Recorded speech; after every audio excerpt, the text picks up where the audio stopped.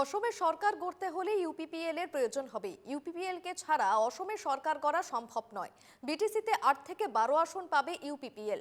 তামুলপুরে বিপুল ভোটে জয়ী হবে ইউপিপিএল, দাবি প্রমোদ বড়োর।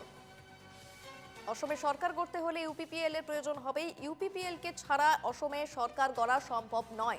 বিটিসিতে 8 থেকে 12টি আসন পাবে ইউপিপিএল। তামুলপুরে বিপুল ভোটে জয়ী হবে, মন্তব্য প্রমোদ বড়োর।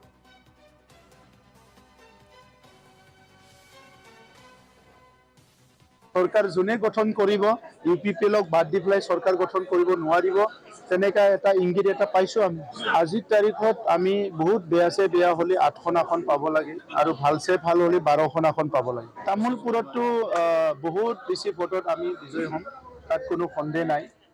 কাৰণ তামোলপুৰৰ ৰাইজে দেখা পাইছে যে নতুন তামোলপুৰটো কেনেকৈ সজোৱা হ'ল আৰু এই নতুন তামোলপুৰটো যে সজোৱা হ'ল ইয়াৰ পিছত কাৰ নাম আছে এই কথাটো ৰাইজে গম পায়।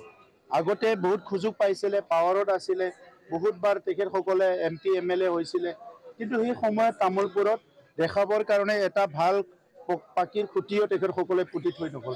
গতিকে আজিৰ যিটো তামোলপুৰ সেইটো লৈ পেলাই তামোলপুৰৰ ৰাইজে গৌৰৱ কৰে আৰু মই তামোলপুৰৰে সন্তান হিচাপে তাৰে বালি ধূলিৰে খেলি ডাঙৰ হৈছোঁ।